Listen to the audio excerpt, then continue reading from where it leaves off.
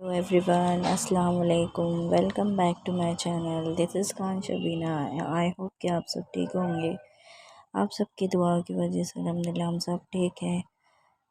आप लोग भी सोचते होंगे कि रोज़ एक नया यूट्यूबर आ जाता है नई इन्फॉर्मेशन लेकर, लोगों की कॉपियाँ कर कर, लेकिन नहीं, सबको हक है अपनी अपनी वीडियोस बनाने का एंड अपने अपने एक्सपीरियंस शेयर करने का। मैं तो सोचती हूँ कि सब ने अपना एक्सपीरियंस शेयर करना चाहिए, प्रेगनेंसी का, बॉय का, गर्ल का, क्योंकि सबको क्यूरियोसिटी होती है क्या मुझे ये सिम्टम्स है तो मुझे क्या डिलीवर्ड होगा, मुझे वो सिम्टम्स है तो क्या डिलीवर्ड होगा। तो इससे जो और भी दूसरे लोग हैं उनकी क्यूरियोसिटी कम हो जाती है देख के, इसलिए फिर मुझे भी ऐसे लगा कि मैंने भी एक चैनल स्टार्ट करना चाहिए जिससे मैं बता सकूं कि मेरे सिम्टम्स क्या थे गर्ल्स और बॉय के।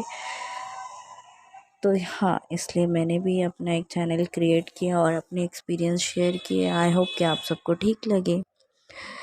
तो चलिए स्टार्ट करते हैं। आज मैं आपको बताऊंगी कि मुझे कैसे पता था कि मुझे बेबी बॉय डिलीवर्ड होने वाला है। ये पहले से कैसे पता था, पता इन द सेंस ये था कि मेरे बेबी गर्ल के सिम्टम्स और बॉय के सिम्टम्स दोनों भी एक दूसरे से डिफरेंट थे। इसलिए मैं कह सकती हूँ कि हाँ, मुझे कहीं ना कहीं 90% श्योरिटी थी कि हाँ, मैं बेबी बॉय को डिलीवर करूँगी। 100% नहीं बोल सकती हूँ क्योंकि सिम्टम्स अलग थे। कभी कभी होता है कि सिम्टम्स अलग होने के बाद भी जेंडर सेम रहते हैं, लेकिन मेरे केस में मतलब सिम्टम्स अलग थे तो जेंडर भी अलग अलग थे। किसी किसी केस में सिम्टम्स सेम होकर भी जेंडर अलग होते हैं। सबकी अलग अलग बॉडी होती है, सबके अलग अलग सिम्टम्स होते हैं, तो सबको अपना एक्सपीरियंस शेयर करना चाहिए यूट्यूब के ज़रिए से। सबको अथॉरिटी है, सबको अपना हक है। अपने आप के लिए टाइम निकालें, थोड़े बहुत अपने लिए भी टाइम निकालें। तो हाँ ठीक है, आप अपना एक्सपीरियंस शेयर कर सकते हैं, दूसरों को भी आप अपना क्या बोलते हैं मन उनका थोड़ा हल्का कर सकते हैं। क्योंकि जब प्रेगनेंसी का टाइम रहता है तो लोगों के मन में बहुत सारे ख्याल आते हैं कि क्या होगा क्या होगा। सबके लिए सबको कुछ ना कुछ डाउट रहता है। अरे इसका ये सिम्टम्स है तो इसको ये हुआ, अरे उसका ये सिम्टम्स था तो उसको ये डिलीवर्ड हुआ। तो हाँ, सबको अपना एक्सपीरियंस शेयर करना चाहिए। तो चले मैं बताती हूँ कि मुझे कैसे श्योरिटी थी कि मुझे बेबी बॉय डिलीवर्ड होगा। तो पहला सिम्टम्स तो ये था कि मुझे बेबी गर्ल के टाइम पे वोमिटिंग नहीं होती थी। हाँ, मेरी बेबी गर्ल के टाइम पे मुझे वोमिटिंग नहीं होती थी और मेरे बेबी बॉय के टाइम पे मुझे वोमिटिंग हुई थी। इन पूरे 9 मंथ में मुझे वोमिटिंग 10-12 बार हुई होगी। और ये पहला सिम्टम्स था मेरा कि मुझे वोमिटिंग से ही लगा था कि शायद, क्योंकि मेरी बेटी के टाइम पे मुझे वोमिट नहीं होती थी और बॉय के टाइम पे वोमिट होती थी कंटिन्यूसली। थोड़ा भी मुझे अगर वो लगता था खाने के बाद बस वोमिट हो जाती थी। सेकेंड पॉइंट बोल सकते कि मुझे स्मेल नहीं आती थी। बेबी बॉय के टाइम पे कुछ भी मुझे स्मेल नहीं आती थी, बस बेबी गर्ल के टाइम मुझे स्मेल बहुत ज़्यादा आती थी। और जैसे अगर दाल अगर मैं बना रही हूँ तो उसकी स्मेल मुझे बहुत ज़्यादा आती थी, इतनी ज़्यादा कि मैं किचन में रुक ही नहीं पाती थी।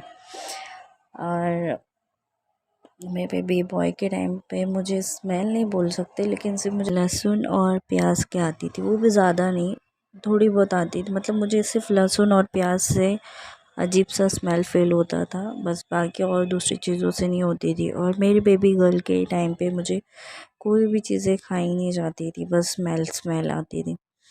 मेरे बेबी बॉय के टाइम पे मुझे सारी चीज़ें खाएगी, बस लहसुन और प्याज की चीज़ें नहीं। और नेक्स्ट डिफरेंस ये था कि मेरी बेबी गर्ल मुझे लेफ़्ट साइड में फ़ील होती थी। एवरी टाइम मुझे लेफ़्ट साइड में फ़ील होती थी। और मेरा पैर जो पेन होता था, जो लेग मेरा पेन होता था, वो लेफ़्ट ही लेग पेन होता था। और मेरे बेबी बॉय के टाइम ये अपोज़िट ही था, मुझे मेरा राइट साइड मुझे फ़ील होता था वो, और मेरा राइट लेग ही मुझे भारी लगता था और पेन होता था। नेक्स्ट जो मुझे डिफरेंस लगा था, मेरी बेबी गर्ल के टाइम मुझे खट्टा खाने का इतना मन नहीं होता था जितना मुझे बेबी बॉय के टाइम खाने मन होता था। मैं एक एक लेमन में पूरा खा जाती थी। ऐसी बात कर, मैं बेबी गर्ल के टाइम तो मुझे ऐसे कुछ क्रेविंग्स नहीं हुई कि मुझे खट्टा खाना है, लेकिन बेबी बॉय के टाइम पे मुझे खट्टे की खाने की बहुत ज़्यादा क्रेविंग्स होती थी। जैसे कि कच्चा आम बोल दो, लेमन बोल दो, खटाई बोल दो, इमली बोल दो, ये सारी चीज़ें मैं तो मुझे क्रेविंग्स चाहिए तो चाहिए, मुझे खाने अच्छी लगती थी। नेक्स्ट सिम्टम्स की बात करें तो मुझे बेबी गर्ल के टाइम बस मैं बहुत ज़्यादा लेज़ी रहती थी। मुझे बस खाना खाया तो सोने की जगह मैं ढूंढते रहती थी कि कहीं गिर जाऊँ, कहीं लेट जाऊँ, मैं बस सो जाऊँ।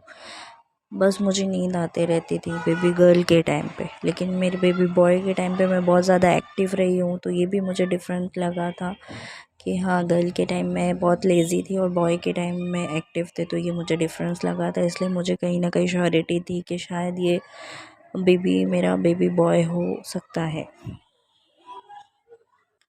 नेक्स्ट सिम्टम्स बात करें तो मेरा बेली बटन जो था बेबी गर्ल के टाइम अंदर ही था, बाहर नहीं आया था।